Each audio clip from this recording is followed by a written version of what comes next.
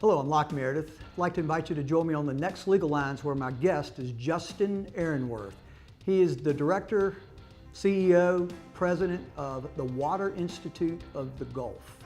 It's been in existence since 2011 and it's doing good work. It's studying the reasons that we have the tragedy and trials that we do from our waterways, the coasts, the rivers, from floods and hurricanes and storms. So join us on the next Legal Lines with Justin Ehrenwerth.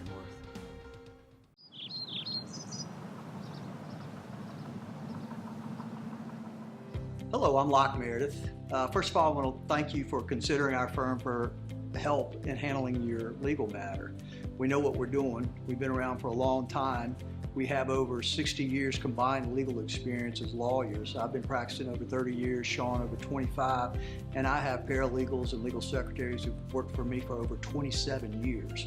We've handled about every kind of case you can handle, and we've been very good at it. The bottom line is, it is our goal to be your protector when necessary, advisor, negotiator, and to successfully conclude the litigation for you in a way that is very favorable. Knowledge is power. And the folks who know what they're doing empower you. They enable you to make the right kind of decisions that best serves you. And that's our number one goal, frankly. Our number one ministry is to serve you. Hello, welcome to Legal Lines. I'm Locke Meredith, and I'm very pleased to have on the show for the first time Justin Ehrenwerth. He is President and CEO of the Water Institute of the Gulf. Justin. Thanks for having me. Pleasure having you for the first time. I'm sure we'll do this again. Let's kind of tell the folks a little bit about yourself. Sure. You're President and CEO of the Water Institute, so kind of explain your background. Sure. Well, I'm a lawyer by training. I got involved in this work in the immediate aftermath of the Deepwater Horizon oil spill in April of 2010. At the time, I was a lawyer at the U.S. Department of Commerce, and we, through the National Oceanic Atmospheric Administration, had some immediate response activities around the spill. After that, I moved into the White House counsel's office, where I got involved in litigation against BP and some of the other parties. And then ultimately, when the Restore Act was passed, which allocates the penalty dollars from the oil spill, I moved from Washington to Louisiana in 2013 to start up the new federal agency in charge of dispersing the funds across the Gulf for ecosystem restoration and economic development. So and you've then been did that involved for a about, while. since the spill. Did that for about 4 years, and then started at the Water Institute just under a year and a half ago. Well, we welcome you to the state. Thank you. And I guess you've had a lot of contact with Garrett. Absolutely. Graves, Congressman Garrett Graves. Absolutely. I first met Garrett when he was overseeing the coastal portfolio as executive assistant to the governor, so he was very involved in our activities around the response to the spill, and then ultimately allocating the dollars. And doing a wonderful job as one of our congressmen.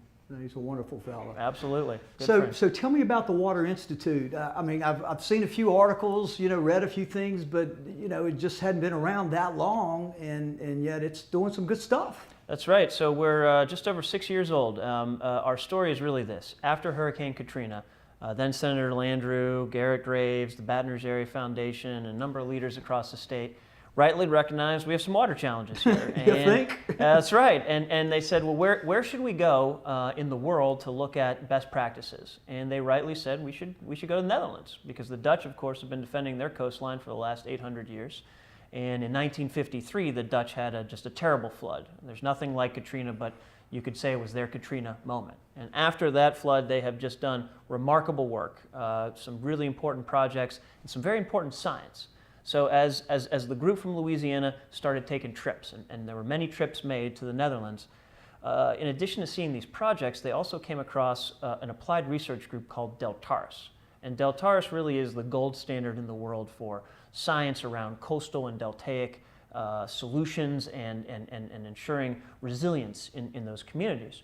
And let's point out, there's a lot of science and engineering and biology and a lot of sciences, different sciences involved in this stuff. When you're talking about deltatic, we're talking about deltas, right? That's exactly right. And So talk to me like I'm a layman, because I am when it comes to this kind of stuff. Because I'm sure most folks, you're going to be using scientific language that maybe we don't necessarily understand, just like lawyers have their jargon. Well, that's right. And I think you're right. Deltas are necessarily complicated areas, right? I mean, they're constantly changing, thus the name. And you have the influence of fresh water, you have salt water, you have complicated ecology and vegetation, and you also have people. 40% of the world's population lives in what could be described a coastal environment. And it's great and it's crazy. Well, that's right. I mean, you have big challenges. There are reasons we live where we live, right? There are reasons we live near the Mississippi River. There are reasons we live near the Gulf of Mexico. And just as there are reasons that coastal populations all over the world have sprung up in those types of geographies. There are many important economic and social and cultural reasons. And I think that's, economically, it's just a huge resource because of transportation capabilities and, of course, oil. That's right. And when you look at our coastline in Louisiana, that's right. When you look at our coastline, we always refer to it as a working coast. And we mean that in many ways. So you have the oil and gas industry, the energy sector. You have tourism, which of course is very important, fisheries. Yep. And then you have our whole culture, our way of life sprung up around the water, sprung up around the coast. It's true. And it's a deep tradition. It is one that is valued across the country and around the world. So it's worth protecting. And so we know why we live where we live for all those reasons, but also it is dangerous in a lot of ways. It is. And in coastal Louisiana, we have a lot of challenges. So after the Great Flood in 1927, the Army Corps of Engineers and the federal government came together and said, we're going to build levees. We're going to build levees along the river and protect communities from flooding. And so the levees were built, and they've been very successful at protecting flooding for the most part. The challenge, of course, is that when the river would periodically flood, the sediment from 2/3 of the continental United States, which comes into the Mississippi River, that sediment would go over the banks, and we would replenish our land. When you build the levees, that sediment goes off the outer continental shelf. Interesting. And so that's one of the contributors to our coastal land loss challenge. We now lose a football field every about 100 minutes, and that's an existential threat to our way of life. We also have oil and gas canals that have been cut throughout our wetland complex, which contributes to saltwater intrusion. We've got the challenge of subsidence when we pump groundwater. And then, of course, we have the storms. We have the hurricanes and other storms, which are also a stressor. So we have a lot of stressors to deal with, but we have great solutions. We have great solutions for restoring our wetlands. And that's what's so unique, I guess, based on where we are in society. We do have a lot of information and data now, and we sadly are the source of a lot of it with what we've gone through. So tell me kind of what the game plan is. Well, the state of Louisiana is nationally and internationally renowned for having the best coastal master plan based on the best available science. So it is a 50-year, $50 billion plan that has been led by the Coastal Protection and Restoration Authority. And in that plan... Now, is this federal or state plan? This is state. This is the state of Louisiana's master plan. And by taking the projects in that plan and implementing them, we are restoring our wetlands and we are protecting our communities and our way of life. And in that plan, we have some of the most sophisticated science. So I think a project, or a range of projects that is rightly gets a lot of attention is the Diversion Program. And the idea here is that... You're talking about co-meat diversion? Co-meat is an example of a type of diversion. What I'll focus on for a moment is the Mid-Barataria sediment diversion. So this is moving forward right now. It's a $1.4 billion project. And essentially, the idea is that you will cut a hole in the levee, essentially, and build a controlled structure there. And at strategic moments, open it and allow the Mississippi River to flow. Bring the dirt back. That's exactly right. What you're doing with a project like this is you're harnessing the power of nature. The river is what created this entire delta. And so a diversion is really mimicking, in a controlled way, the power of nature. So our greatest asset, one of our greatest assets, if not the greatest, is the Mississippi River. And so harnessing it in a way that's sustainable is a key element of the overall strategy. It's interesting because the cure for part of our problem, it sounds like, is letting nature be nature, and the problem exists because of man-made solutions to natural problems. But you think we're able to do both now? Well, and this is nothing new. In the 1800s, there was a National Geographic that talked about this set of issues. And it was known that as you build levees, as you imagine cutting off that sediment source, you'll create these challenges. So this idea and the thinking of harnessing the power of the river, harnessing the power of nature, we've been talking about this in Louisiana in great academic centers like LSU and Tulane and UL and so many others for decades. What's new and I think exciting right now is we have the money, the wherewithal, and really the moment to move these All right, projects we'll forward. continue this on the next segment. This is Locke Meredith, Legal Lines, and Justin Ehrenwerth, Water Institute. We'll be right back.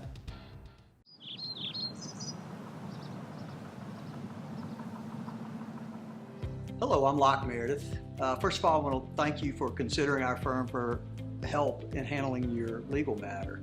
We know what we're doing. We've been around for a long time.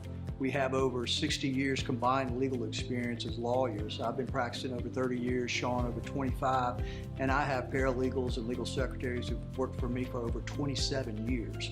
We've handled about every kind of case you can handle, and we've been very good at it. The bottom line is, it is our goal to be your protector when necessary, advisor, negotiator, and to successfully conclude the litigation for you in a way that is very favorable. Knowledge is power, and the folks who know what they're doing empower you. They enable you to make the right kind of decisions that best serves you. And that's our number one goal, frankly. Our number one ministry is to serve you. Welcome back to Legal Lines. I'm Locke Meredith. Pleased to have on the show for the first time Justin Ehrenwerth. He is the President CEO of the Water Institute of the Gulf. Let's dive back in. What is the Water Institute? Who is the Water Institute? So we are an independent nonprofit. We're an applied research group. So we do science, but our science is very practical. So the way we do it is we look at the challenges out there in the world, and we bring different disciplines together. We have a world-class numerical modeling program led by Dr. Ehab Maselli. We have a field program, we have a coastal ecology program, and what we call our human dimension. So what we do is we take the physical and natural sciences and we combine it with the social sciences so that the solutions that we suggest to decision makers are holistic, that they are... Like a doctor almost. That's exactly right. The fashionable word these days is transdisciplinary. It used to be interdisciplinary, but that's not hip anymore. So call us transdisciplinary. We put all these different disciplines together, and that really is, we believe, where the true solutions lie.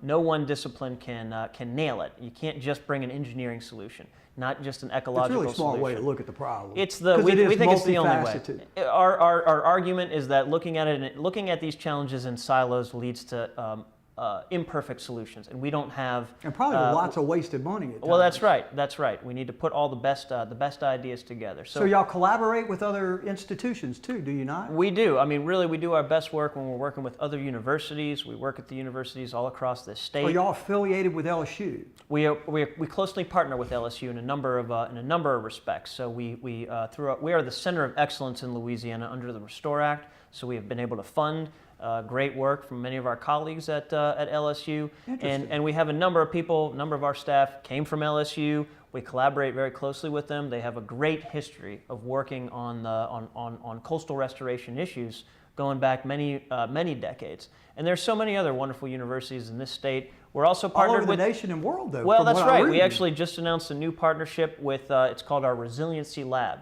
And that project, we're working with Tulane University here and Columbia University in New York. And the idea is that we have the Katrina Rita experience, and in New York, they have the Sandy experience. Right. And so the idea is that while there are different geographies, different storms, different responses are required, we need to pool that knowledge, pool those resources and the lessons learned so we can better prepare ourselves and suggest these solutions for other parts of the country and other parts of the world. It's a smart way of tackling the issue. So how many employees, budget, kind of fill in folks with the sources of funding and such? Yeah, we're about 40 people, primarily on the technical side. We have a number of PhDs and masters. We have some engineers and geologists. We have an anthropologist. We really have a diverse array of just brilliant people.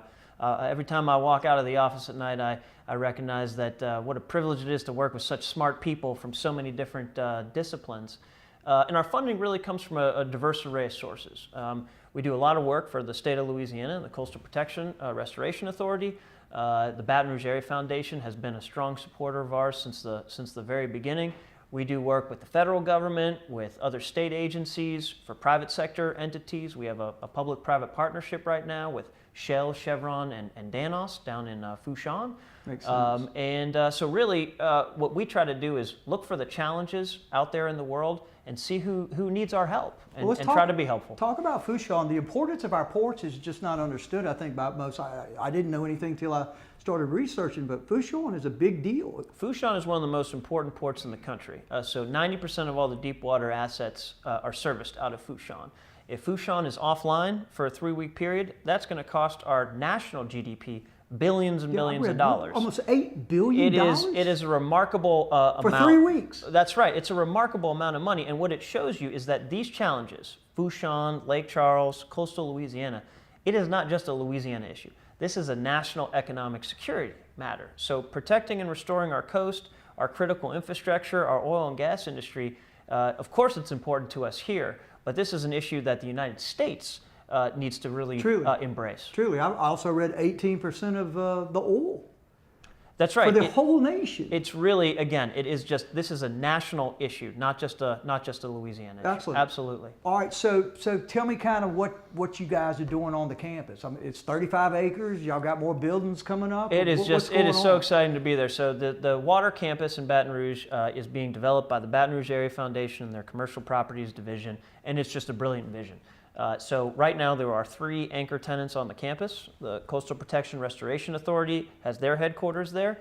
The LSU River Model is there. And I encourage everybody to go and look for an opportunity to visit it. It is the size of 2 NBA basketball courts. It's a large-scale model of the Mississippi River with brilliant projection capabilities. So it's a great place for us to do some science, but also to educate and explain the coastal challenge. So that's building number 2. And then the Center for Coastal and Deltaic Solutions, the building that the Water Institute occupies.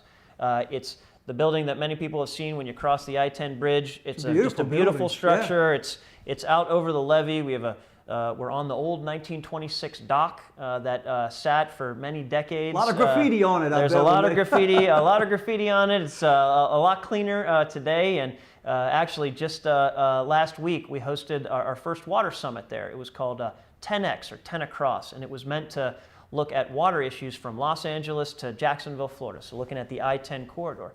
And it was 2 days, right? It was a 2-day summit. It was just so much fun. We brought people from across the country and really around the world to the water campus to talk about issues we have in common. And while the issues that they face in Arizona are different than what we face here, we of course sometimes have too much water and they have too little. We found that we have a lot in common when it comes to developing resiliency strategies. So we had people... Resiliency, define that kind of for a lay person. I mean, I'm sure it has a technical kind of jargon connotation to it. Well, one of the challenges with the word is, unfortunately, it means so many things to so many different people. One of the things we're doing at the Water Institute right now is we're honing in on that phrase and saying, all right, what exactly does greater resilience mean, making a more resilient community? So we're looking at and developing metrics around what precisely resilience means for coastal communities. Our philosophy is if it doesn't get measured, it can't get done in the appropriate way. And when you're trying to make communities more resilient, you need to know what your goal is and be able to measure yourself along the way and adaptively manage it. If the theory is do X and you start doing X and it's not exactly giving you the outcomes you want, you got to change your course and you got to adjust your theory. So we're looking at this question of resiliency and adaptation from a holistic perspective. And so the bottom line is you guys have to go out into the field, access as much data as you can, whether it's human sources or field work or otherwise, and then study it, model it, I guess, come up with options to at least protect against its greatest harms that can occur and give options to the legislators, decision makers. That's right. I mean, and I think you put it the right way. We begin by modeling because ultimately what we're trying to do is help communities prepare for an uncertain future. We don't know exactly what sea level rise will be, exactly what the subsidence rates will be for the next 100 years. So how do we make communities more resilient by getting prepared? So your base is the numerical modeling. You use your field program to supply the data that you don't have to make those models as robust and accurate as possible.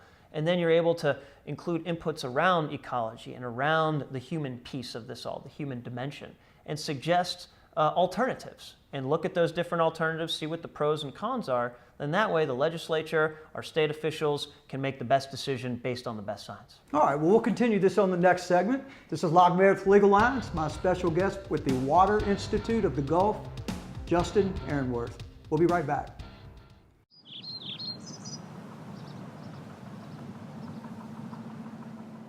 Hello, I'm Locke Meredith. First of all, I want to thank you for considering our firm for help in handling your legal matter. We know what we're doing. We've been around for a long time.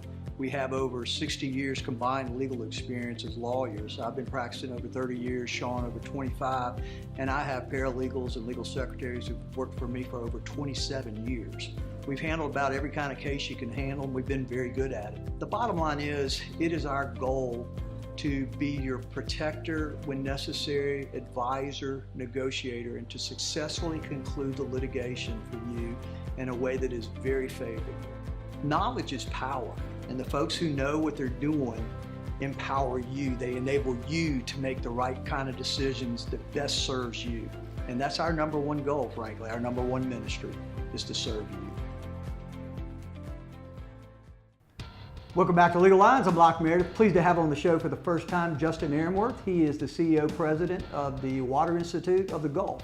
Let's dive back in. So, we've had the tragedy of 2016, the hurricanes. People are still recovering from the flood. I personally experienced it in ways I don't ever want to think about again. Mm-hmm. I know we've heard stuff about the Diversion Canal, the Amite River, dredging, all this kind of stuff. Tell me how these issues are being addressed on a statewide basis by you guys.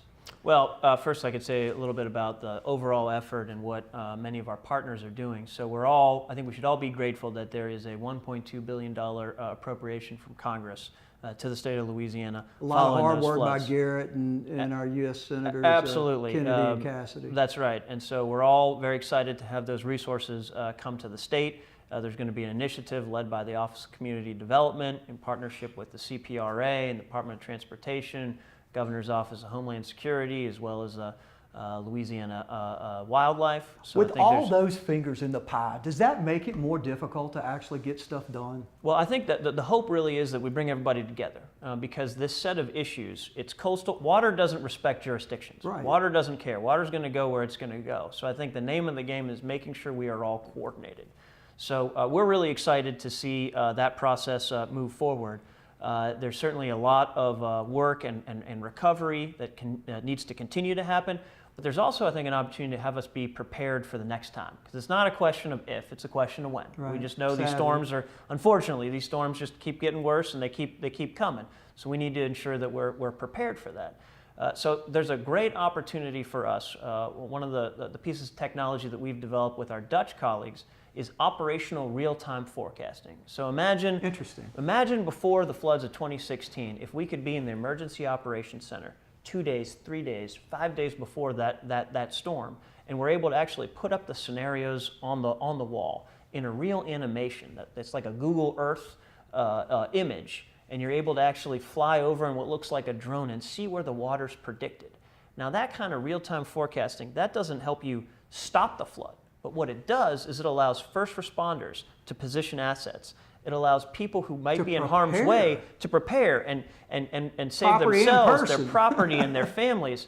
And so that technology exists now. And so we're very excited by the opportunity to try to bring that technology to the state of Louisiana so that we are better prepared for the next time. Well, really, we were talking about it before the show, that's information and services that the whole world and other states need, and in fact, you guys are providing multi-state services. That's absolutely right. So we were created in Louisiana, and Chapter 1 of our existence is and has been and will continue to be to support this state, to make ourselves more resilient, to move forward and support the state with the implementation of the master plan.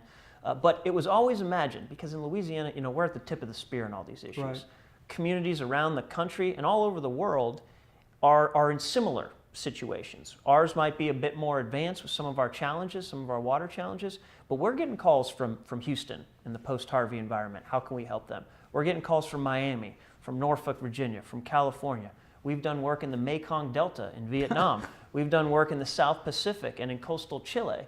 So these issues, we always like to say that we're unique in Louisiana, and God help us, we are unique, we are special, but our issues resonate. Well, it's interesting too. Communities. It's a nice feather in the cap for Louisiana to have the Water Institute here, given what you were saying are the services and options it provides our decision makers. So let's shift gears. If we got $1.6 billion or some of it coming our way, Is this where the master plan comes in play? Well, there are sources funding the master plan. In particular, dollars from the Deepwater Horizon oil spill are going in that direction. The Gulf of Mexico Energy Security Act, which is based on offshore royalties, and a number of other sources fund the coastal program. The $1.2 billion coming to the state after the floods of 2016, that's yet another revenue source that can help us not only in the coastal environment, but also inland. So it's really good that we have these resources. It's also worth noting that it's not enough. We need more. Right. We have a 50-year, $50 billion plan, and while we've got somewhere between $10 and $15 billion identified, there's a lot more that we still need to we need to find. So tell me, what are the priorities, say the top 3 or 5 priorities of the master plan? What's it saying needs to be done, and how's it going to be done? Well, really, you can divide it into 2 primary categories. There's restoration work, and then there's protection work. So we got to restore our coastal wetlands and restore our barrier islands. That's both important from an ecological perspective, but also from a protection perspective.